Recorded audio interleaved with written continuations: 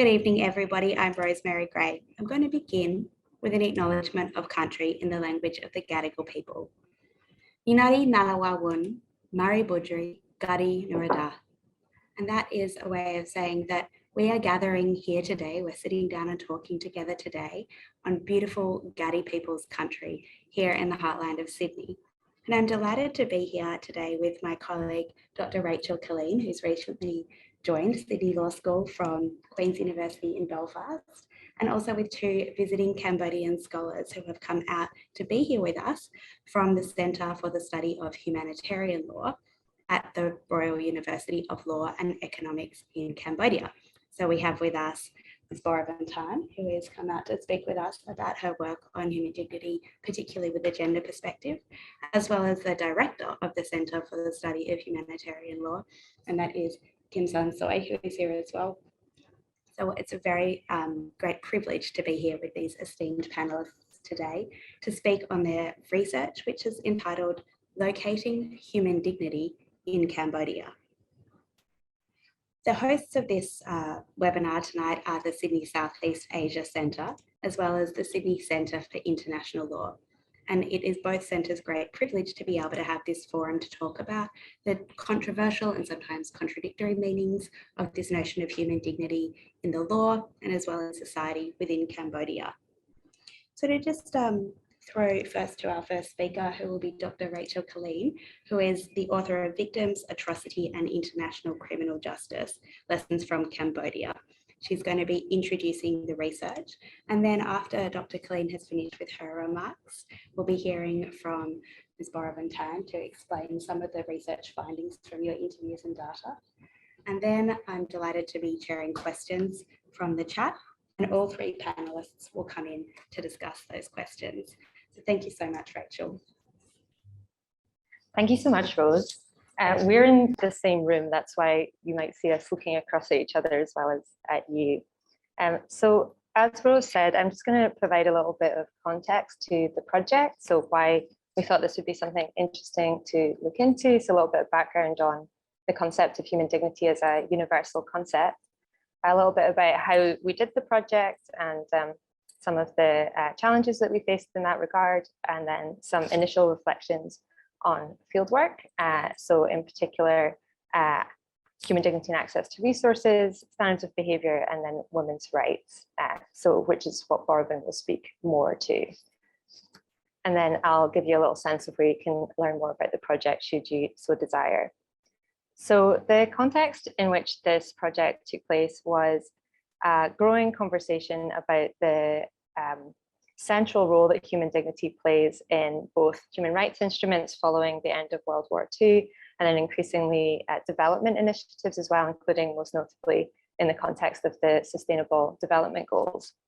And the conversation that we started having was about this widespread presumption of universality. So human dignity is something that we think that we all understand what it means and that we are using it in the same way.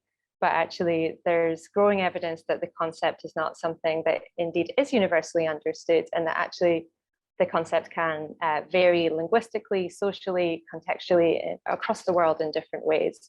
And while some of those understandings of human dignity may be emancipatory and in line with the goals of human rights initiatives or development initiatives, others may be more restrictive. And the failure to engage with those complexities, therefore, has real manifestations and implications for those that are tasked with implementing those kinds of policies and pursuing human rights around the world.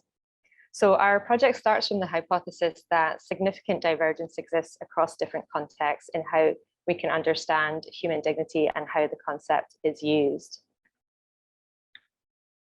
So to introduce the project, you've already heard a little bit about Kim San and Borvin, who are joining us from CSHL. The project's led by Rachel Killeen, me, and we also have Professor Chris McCrudden, Professor Hastings Donnan, and Dr. Gillian Kane, who worked with us when they were based in Queen's University in Belfast, and also Dr. Christoph Sperfeld, who's now at Macquarie Law School.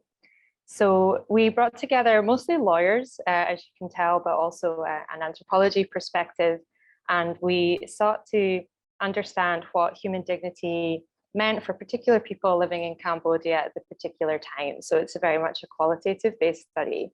So the pandemic hit, and in common with many researchers, our project had to change a little bit. So most of the interviews, in fact, I think all of the interviews in the end, Borovin, were conducted by Borovin, but online. So in Cambodia, but not in the same place in Cambodia. And then we were lucky enough to be able to do some focus groups with university students around the particular relationship between human dignity and human rights education, as well as a consultative workshop with university lecturers. So the overarching questions, as I said, it's about what human dignity means for particular people in a particular moment, what influences their understanding of human dignity, how are they using the concept in their work and in their lives, if they are, maybe they're not, and then the particular challenges that might exist or not around translation, both in a literal sense, the way the words translate, and then the concept. And then in particular, because we were engaging in this human rights education context, what opportunities and challenges might arise through using human dignity to teach human rights, particularly in the context of a politically sensitive environment. And then just to acknowledge our funders, the British Academy there at the bottom. So some initial reflections on fieldwork. In Cambodia, as in other contexts, I don't think some of what we're going to say is particular to Cambodia. Some of it is, and some of it's more generalizable.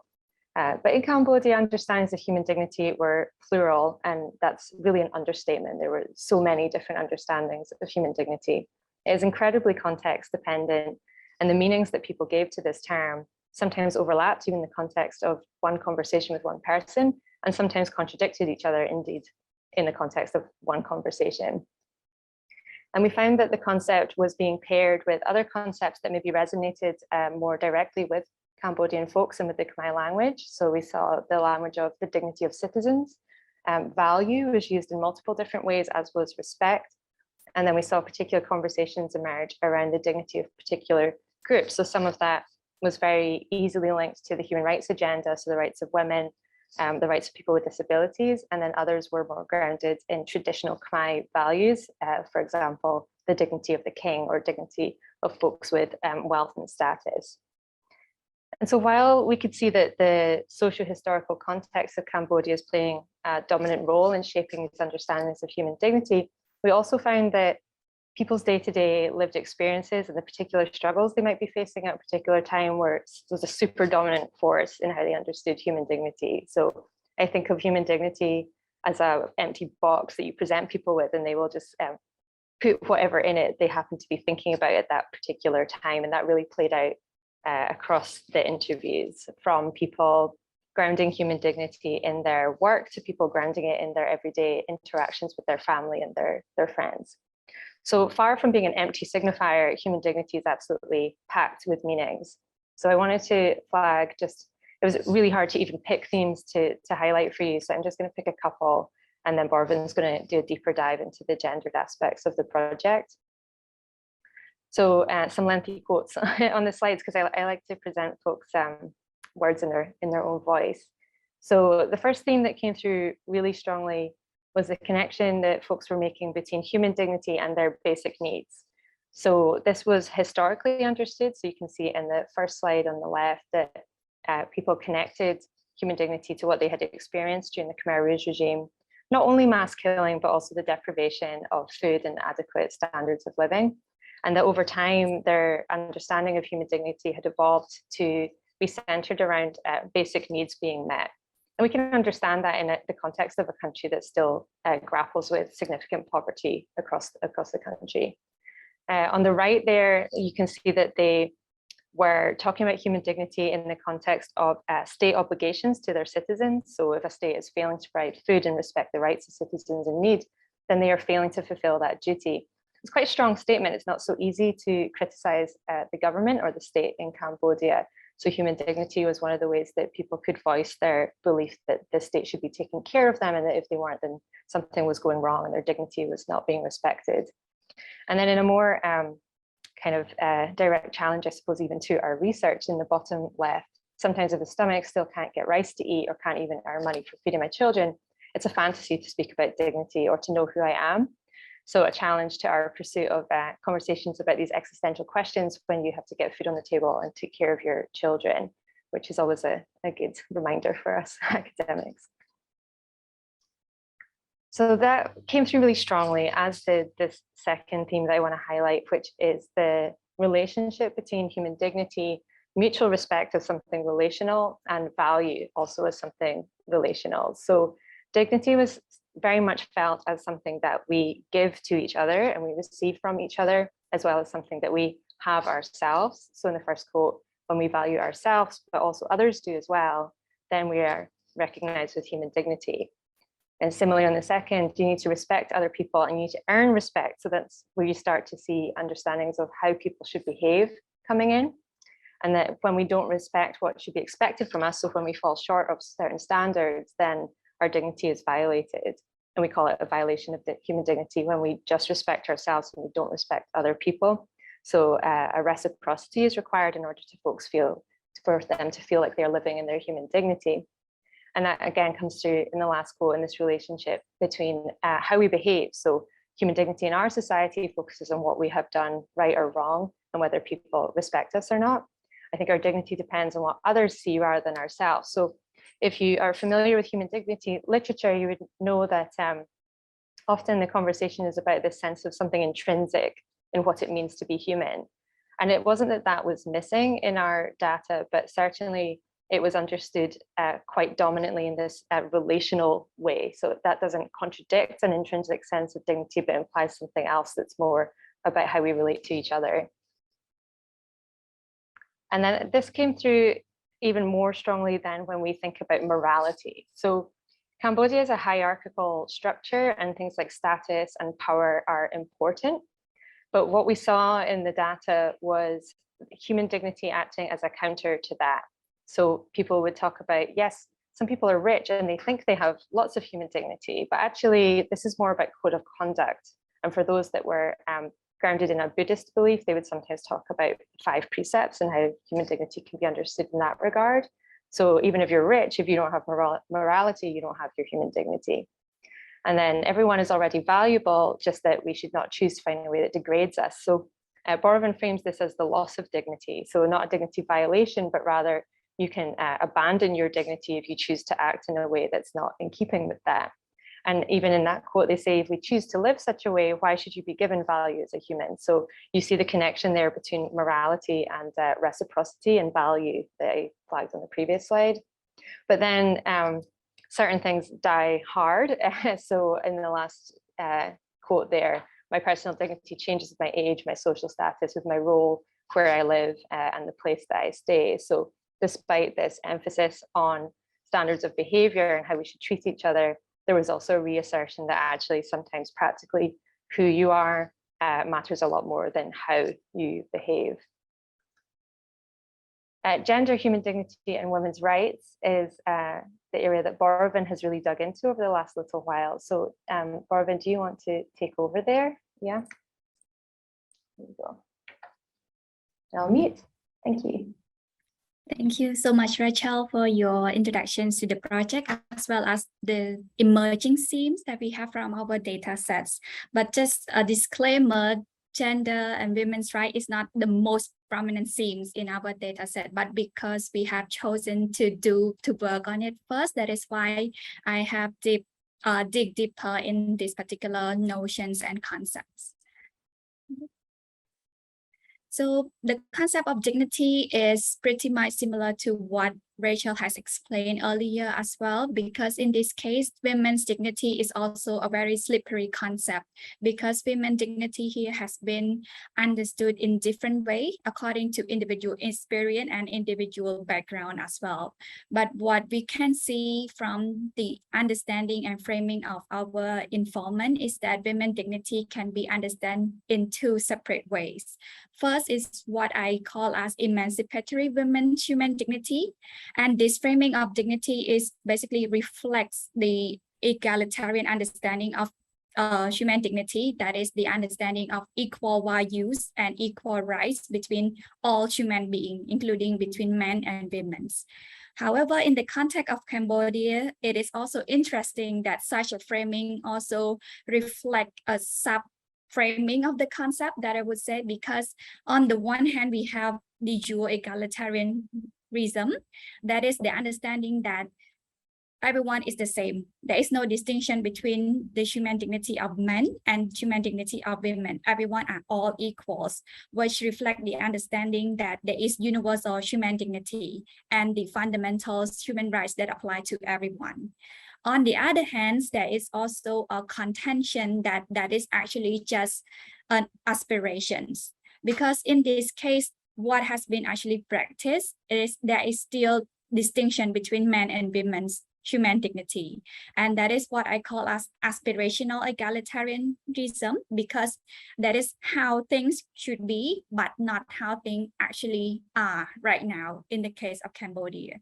And in this case, the equality between human dignity between men and women should be something as a goal in order to achieve. And the goal to achieve that will be a very big effort and also time-consuming effort in order to achieve that.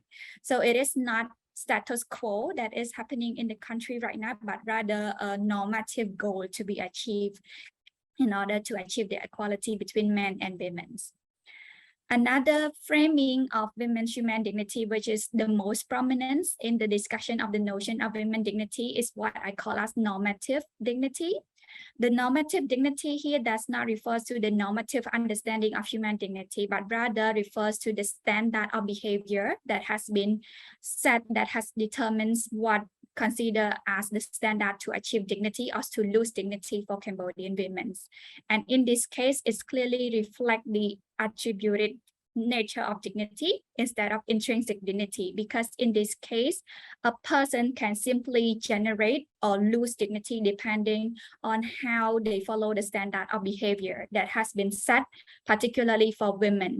And the standard has been comparatively higher than men in the context of Cambodian society, because it has been determined in almost every aspect of life of Cambodian women in the case here. And the normative conception of dignity that our informant has told us reflected in the three strands of attributed dignity, including virtuous behavior, social status, and respectful treatments of women. So first of all, virtuous behavior is referring to what McCruden has stated as excellence of characters. When someone has a good virtuous or virtuous behavior, we're referring to someone who has been considerate of others, the one has altruism, the one who has self-denial in consideration of others. And in this case, depend on how virtuous you are, you may gain or lose dignity in this case. In the context of Cambodia, women's dignity can appear in both individualistic aspect as well as social aspect. For individualistic aspect, we're referring to how virtuous she is in herself, that is reflected in her personal etiquette. And the personal etiquette here has been referring to the way she sits, the way she talks, the way she sleeps, the way she interacts with everyone in her family and in the society as well. Some familiar phrases such as sampot knong pnat literally means a skirt in the fold, and also clean like a towel really indicates purity, indicate the demure behavior and how dutiful they are in respect to their behavior in herself as well as in connections with other people. And not only how the internal character has to be exhibited, but also is concerned about how she presents herself to the other people. That's referred to external appearance, in particular the way that someone dress, the way women dress. As an example, in 2020, there is an adoption of the draft law on public order, which prohibit women to wear any clothes which are too short or too revealing, because it may affect the national tradition and dignity. And in this case, it is a restrictive interpretation of dignity as simply protection of women from being exploited or being seen in inappropriate clothing. And as a result, that we can see that some cases where women has to be called to sign a contract or sign promise letter for not wearing revealing clothes or not displaying too much of their bodies, for example, on the social media, something like that.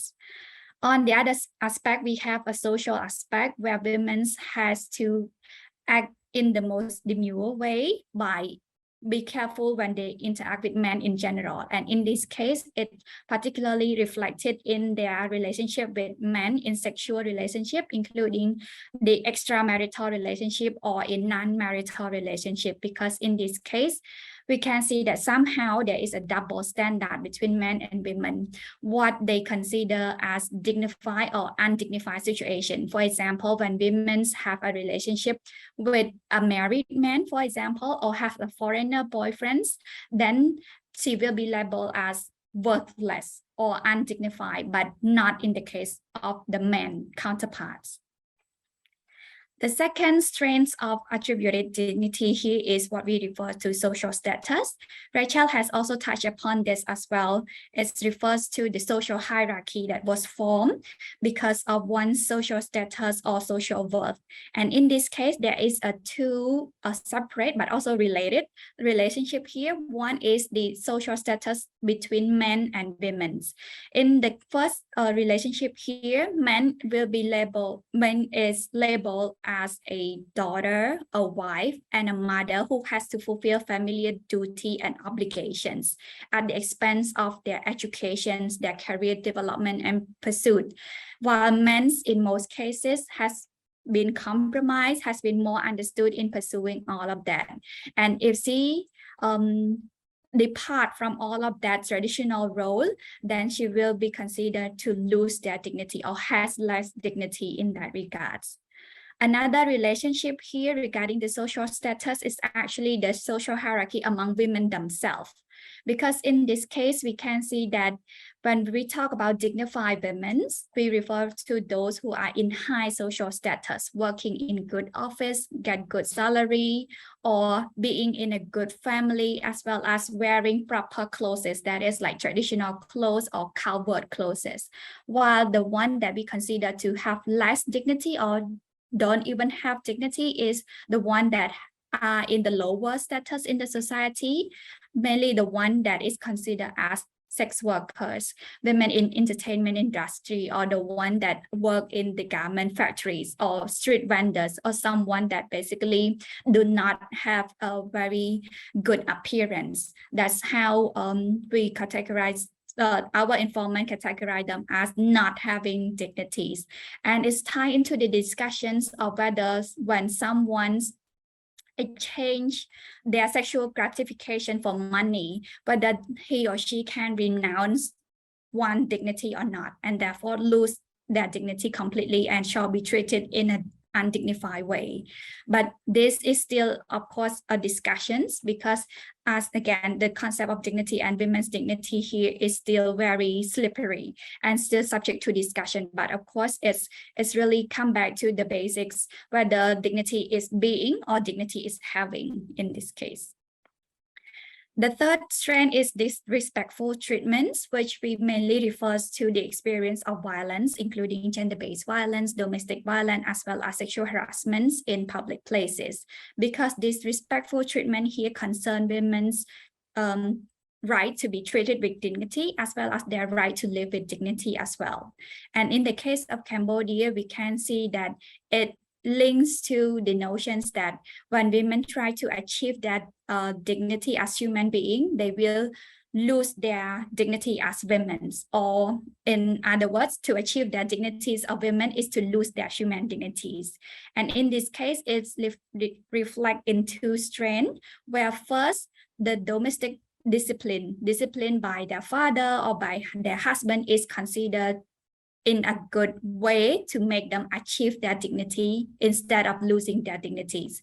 For example, I swear and I beat my wife and my children because I want them to be good, because I want them to achieve dignity. And in this case, what is more prevalent here is that such act is also excluded from the definition of domestic violence and the use of violence in general. So therefore, even though they're subject to violence, which is considered as disrespectful treatments, but it is not considered to be violation of their dignity in the definitions of Cambodia. Second aspect is that when they already experience the loss of dignity by subject to violence, the concept of the women's dignity in Cambodia further constrain them from seeking justice and receive the right to be treated with dignity, because the concept told them not to speak out or speak up against violence because of the concepts of the traditional teachings of keeping the fire in the house, meaning that you should not tell anyone about all of this experience, meaning that you should just remain silent. And that is what we call as bearing with gritted teeth, that you should just endure it. And also another explanation is that the religious teaching told that women has more karma, has more bad deed in the previous life. That is why they were subject to such a treatments, and therefore they cannot change it, and therefore they just need to accept what has been awarded to them. So overall, the concepts of women's dignity here is still very controversial, but of course, again, it really subjects to the understanding that humanity dignity shall be intrinsic or it shall be attributed, whether someone can lose their dignities because of certain traditional or social historical contexts as well as individual circumstances. So we still have more to do, more explorations to do as well, but this is how it has been presented so far related with women's dignity. And I will hand the floor to Rachel to have a last word.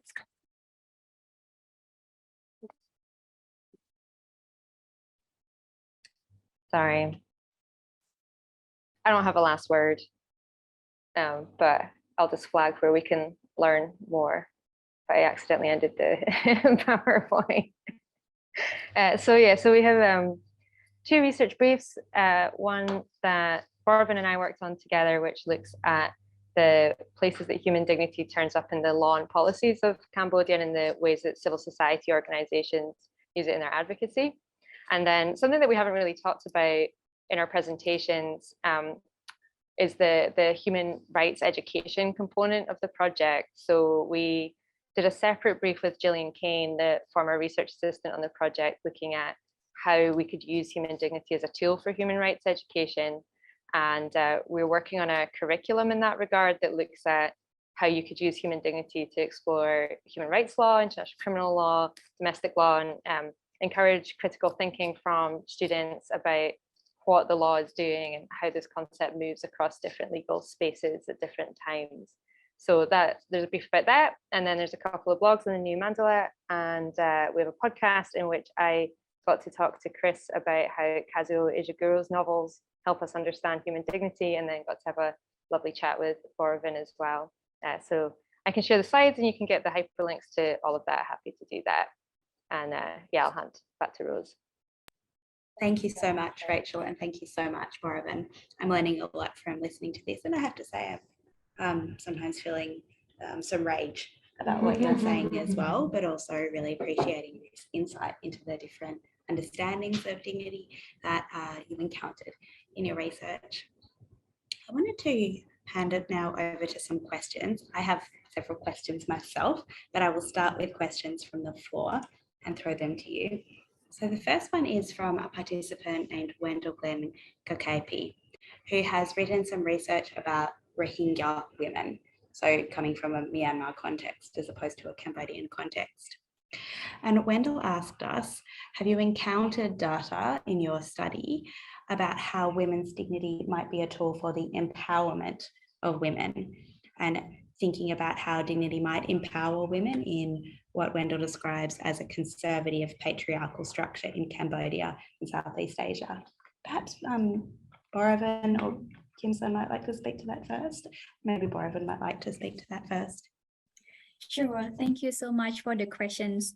Actually, it reflects what I talked at the beginnings, emancipatory women's dignities, although it is less prominent than the normative one, but of course, it has been evidence that the emancipatory understanding of women's dignity has clearly empowered women and make women understand that they have equal footing in the leaderships, in daily life, or in whatever they want to do. And actually, what has been told us in the data is that all of those does not come as inherent. because it has to work through times, through efforts, and through all what they call as struggles. So one informant I can recall that she has been working for decades in order to get the educations to work in the place that she wants, and also to work in the organization that have other women, for example. So in that case, although she feel that her dignity is not complete or it's not 100% achieved or attained, but at least she feel that she has dignity, and this dignity that is hard earned is also the motivations that leads her to pursue further for herself as well as for other people as well. Yeah. Okay. Rachel, is there anything that you wanted to add to that answer there? What about you, Kim-san? Are you happy to move on to the next question? Thank you so much, Borovan, for that comprehensive answer. I have a number of questions, which maybe I'll take the opportunity to ask one while we're waiting for some more people from the audience to send in their questions on the Q&A. The one I want to start with is about the influence of the Khmer Rouge times on how dignity is understood in Cambodia now. And I'm sure that most people who are tuning into this seminar will have some understanding or perhaps a personal lived experience of the Khmer Rouge period. For those who are perhaps new to this area, I'm referring to the time in the 1970s, between about 1975 to 1979, when Cambodia was governed by the Communist Party of Cambodia, known more widely as the Khmer Rouge, the Red Khmers, sometimes known as Pol Pot's regimes or as Angkar. And as many of you would know, this was an extremely violent and oppressive time in Cambodia's history, where there was forced labour in many sites throughout the country, where there was very high rates of torture, disappearance, killings, as well as deaths through things like starvation, terrible sanitary conditions, etc. And estimates range from roughly about a quarter of the population probably died during that very short and violent period. And I wanted to ask you, that is not that long ago, actually. There are many people who have living memories. There are survivors from that time, and otherwise their parents or grandparents have lived through that time. So memories of Khmer Rouge times are still present in Cambodia and are still being prosecuted to this day at the extraordinary chambers in the courts of Cambodia, the UN-backed War Crimes Tribunal in Cambodia. So my question is, do you see any ways, I think you touched on some ways, but I'd love to have a bit more expansion on how has that period in Cambodia's history shaped how your participants understood dignity today? Who would like to have a go at answering that question first? Kim-san, do you want to say something? Okay. We'll start with Kim San-soy, Director of the Centre for the Study of Humanitarian Law. Thank you. Hello. Can you hear me through the echo? No. Yeah. Can I speak to you? Yeah, so maybe Just going to swap places with Kim-san. This is the beauty of being in the same room. We'll just do a musical chair so that he can answer the question.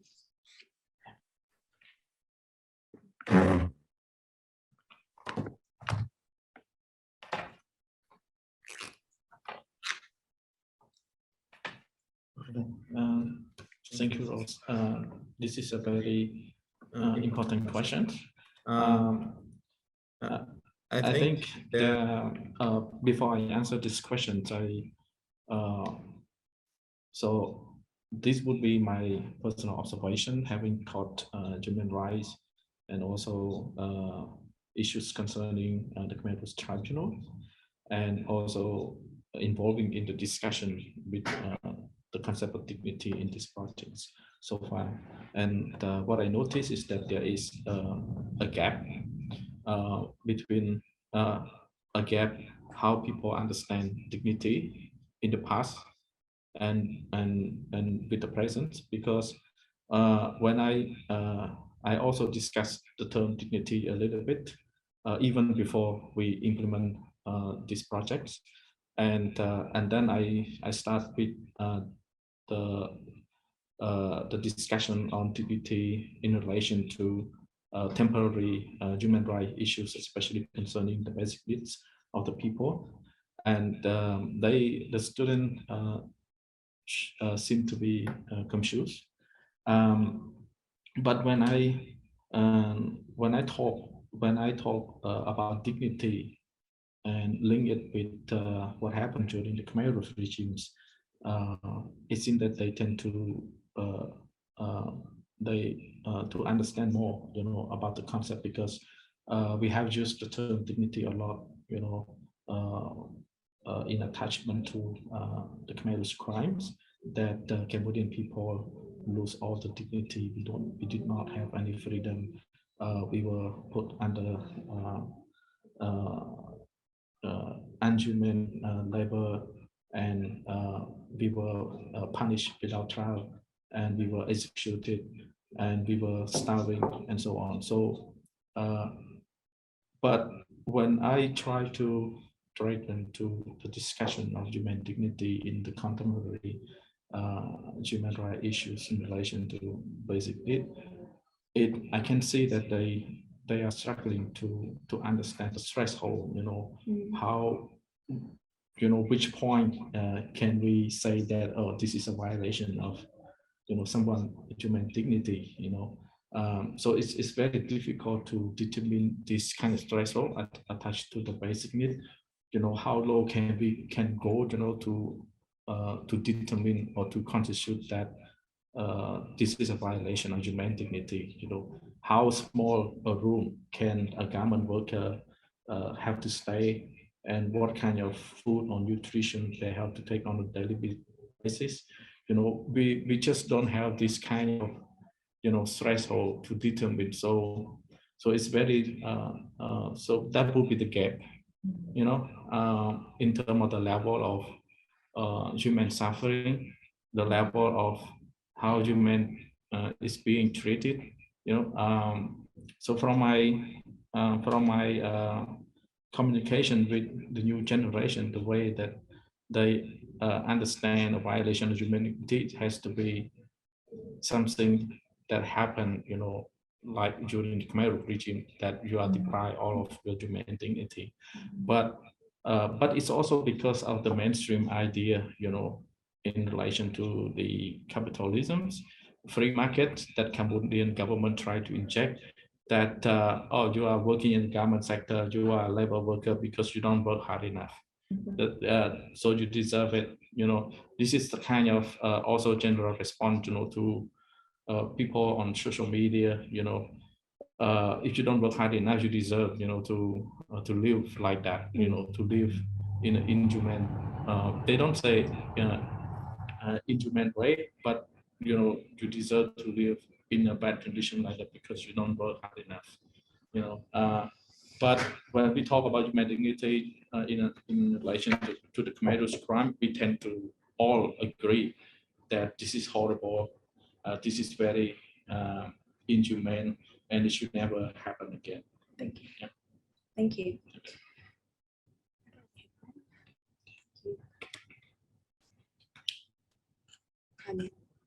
Thank you so much, Kinsan. We're so grateful for that answer. We have another question, two more questions that I'd love to throw from people that I know, actually. It's lovely to see you online. Before I throw to these next questions, is there anything brief that Rachel or Baravan you wanted to add to Kinsan's answer about the ongoing legacy of Khmer Rouge? I might throw then, in the interest of time, to the next question. I want to ask a question that we've got from Dr. Brandeis York, and it's so wonderful to see you, by the way. We last connected when we were both at Melbourne University, and now you know that after completing your doctoral studies, you've returned to Cambodia to work on human rights issues there. Wonderful to see you here. Dr. York asks, thank you so much for this presentation. Your research is so fascinating as someone who also looks at Cambodia. I wonder, have any of your research outputs touched on how the concept of dignity for women has impacted unequal status under the law? I'm thinking, for example, of how women in the most vulnerable economic positions are the least visible in economic social support policies, such as sex workers or street vendors, and many garment workers being unable to access the NSF. So perhaps Baravan or Rachel, would you like to speak to this question? Thank you so much, Brandy, for your questions. In my thought, I think that it's actually both bottom up as well as top to bottom relationship, because here, for example, that I give in the presentation as well, the law, for example, the public order law, which prohibit women from wearing too revealing or too short clothes, and therefore it's affects to their bodily autonomy and also their choices in general, which later create the social systems which does not allow women to exercise equal rights as men, for example. But it can also be another way around, that because of their lacks of opportunities, that they were confined to stay at home, confined not to speak up, that their concern, their need is not responded in the law as well as in the policy. To give an example, the Neri Ratana 5, which is the 5-year strategic plan to promote women's rights and women empowerment, is still tied into the notions of Khmer value, family's values, as well as national tradition and dignities.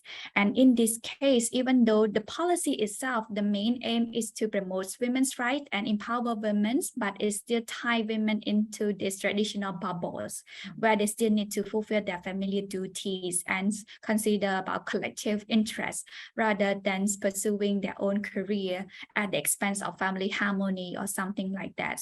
It's also reflected in domestic violence law, like I mentioned earlier, where the disciplines on their wife, on their children are still excluded from the definitions of domestic violence and the use of violence in general. So of course, it really affects the unequal status of women in the society as well as in the law, and also how women's representations occur at the national, subnational level as well as individual levels in Cambodian society as well. Yeah, that is all from me.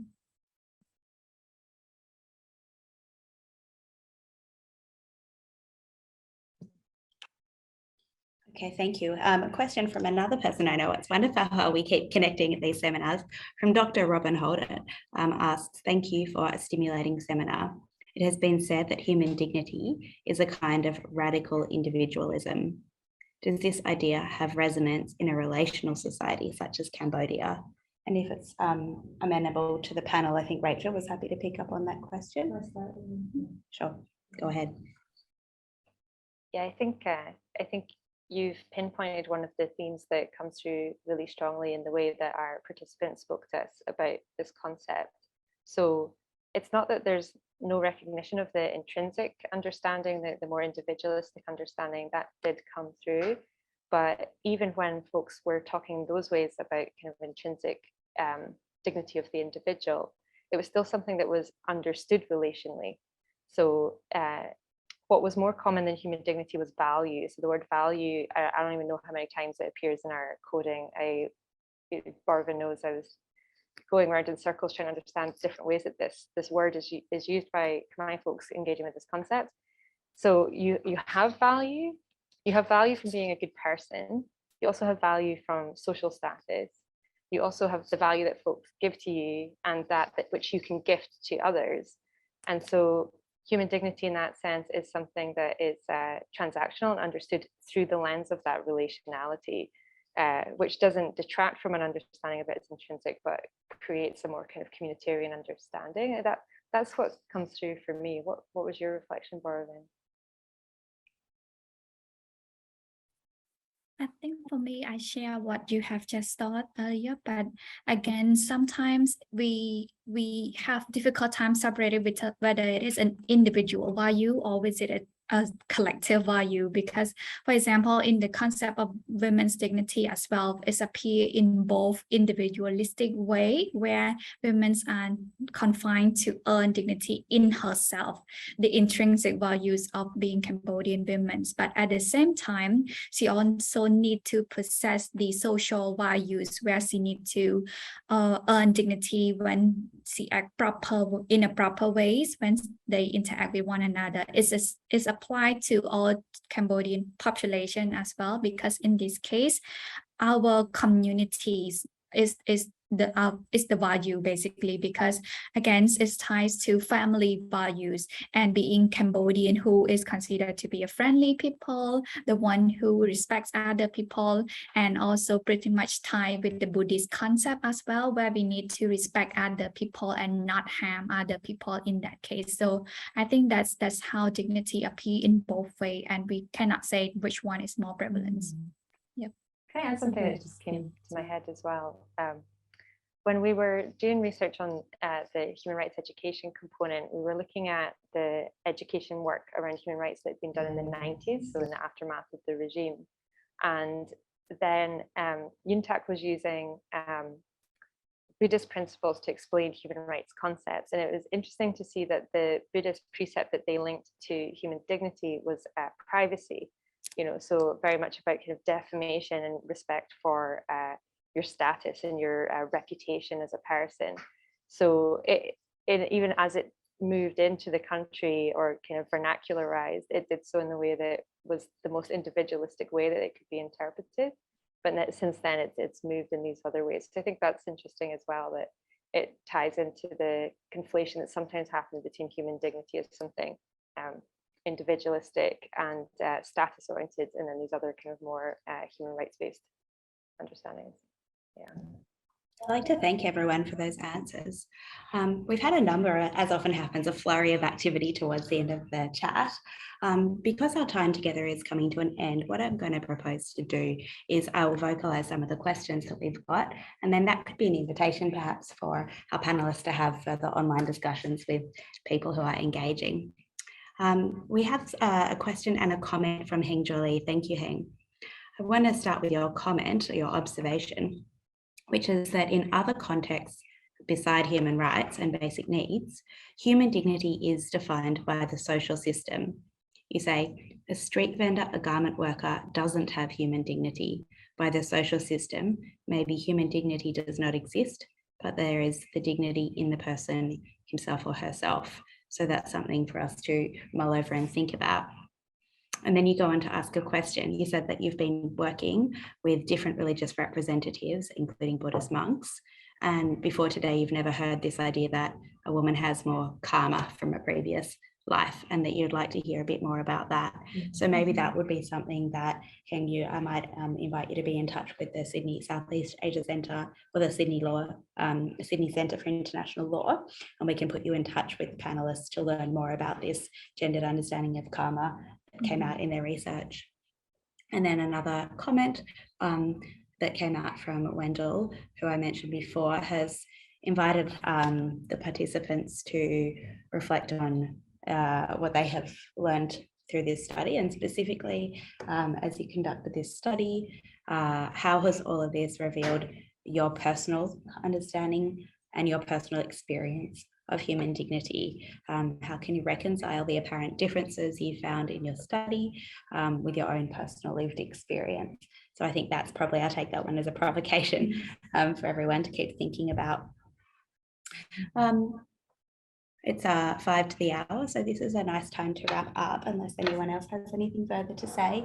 I wanted to sincerely thank our guests, because I have so missed the opportunity to have these international collaborations during the pandemic, and it's just such a privilege to have all of us here in the room together, literally in the room together tonight, to have Dr. Rachel Colleen, who's joined Sydney Law School from the far-flung Belfast. We're so happy that you've been able to join us, and that Boravan and Kim San, you have made it here from Cambodia to share with us your insights. And I truly believe that scholarship about any country is so enriched by having the views of people who speak the language, who are steeped in its culture, who can share with us insights that are invisible if one is studying it from the outside. And we are so grateful to be able to hear about this collaborative project. Unless anyone else has anything that they're dying to say before we end, I think I would just like to say and thank you so much to all of you for being here. Thank you to all of our wonderful people who joined us from afar, and on behalf of the Sydney Centre for International Law, as well as the Sydney Southeast Asia Centre, it's genuinely been just such a wonderful privilege to have this conversation tonight. Thank you so much.